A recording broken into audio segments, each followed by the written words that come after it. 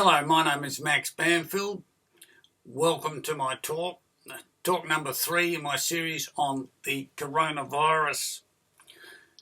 In my first talk I discussed why I was using a whiteboard. The second talk I discussed how air gets from the outside through your nose and mouth to your lungs, and today I'll be discussing how the oxygen in that air goes through your lungs into your cardiovascular system and gets back to your toes, down to your toes, and every other part of your body. And next week I'll be discussing the coronavirus. So I'll just briefly explain, because I'm using a whiteboard, some of the things I say will be mirror imaged, but the principles are the same. The left and the right can appear to be the opposite. The other thing I'd like to say is this. When I said in the second talk, the air that you breathe goes in through your mouth and your nose, down your windpipe, into your lungs. It then goes into your left and right lungs through the bronchial tree to your air sacs. And that's where I got to last week. Okay, so just a little bit more detail. It goes in through channels or tubes, your nose and your mouth, to your pharynx, your larynx, your trachea. It then divides into the left and right bronchus and services. There's 3 lobes of your right lung and 2 lobes of your left lung. It goes into this tubular structure, which gets smaller and smaller and smaller until you get to here, the air, this grape-like structure. And it's like the air conditioning in your house. There are ducts going through your ceiling, and there are holes in your ceiling to let the air through. Well, these are called the alveoli ducts, and these are individual air sacs are called alveolus.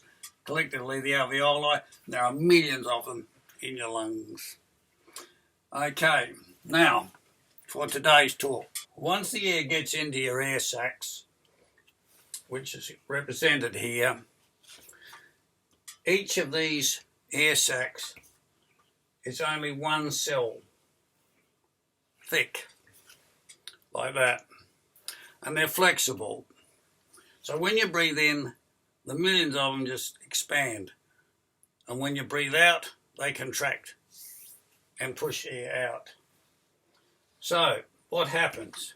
Well, you've just breathed in, the air has got your air sacs, and then these cells, because air sacs, are only 1 cell thick, there's a gap between each cell. And the oxygen passes through the cells, walls, and into these thin blood vessels. They're called capillaries. They're thinner than a human hair.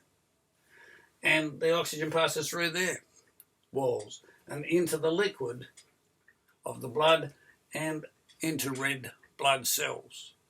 So it becomes oxygenated. And then it goes through various other blood vessels to get back to the heart, very nearby. It's very close to the lungs. Now, about 400 years ago, a physician named William Harvey worked out for the first time how this whole general principle occurs. He worked out that the heart, blood only comes out of the heart in one direction. And it's because I got one-way valves. And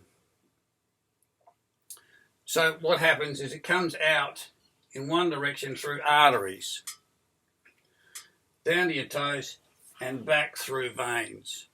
So this is the heart, the cardio, and this circle of blood out and in is called cardiovascular circulation.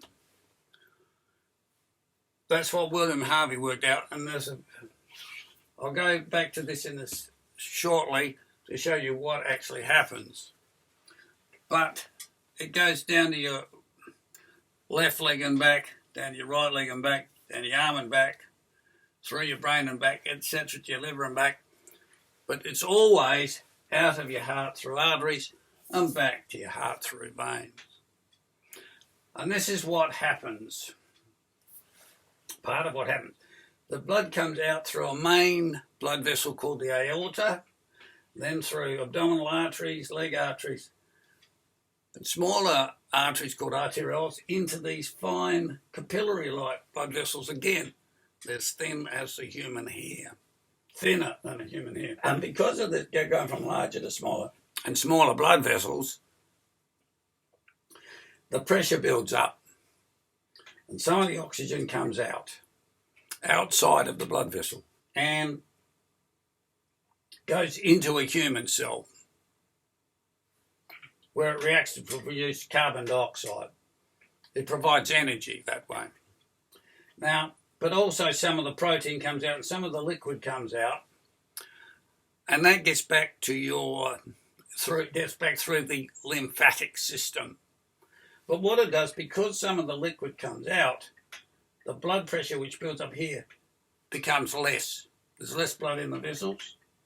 And because the oxygen has gone into the human cell and reacted to produce energy, carbon dioxide, the carbon dioxide gets drawn in to the low pressure area of that blood vessel, and then it comes out through venules, small veins, leg veins, abdominal veins, the vena cava, and back to the heart.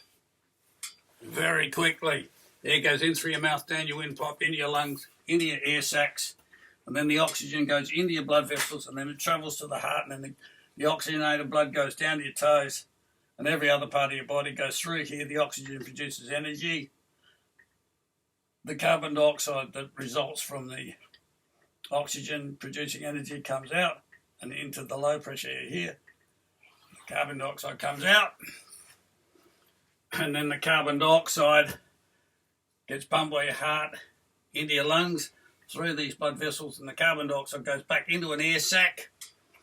When it's in, the carbon dioxide's in the air sac, it goes back out, up through your lungs and through your windpipe and out your mouth. I hope that's clear, and thank you for watching. This information will be useful because next week I'll be discussing the coronavirus itself.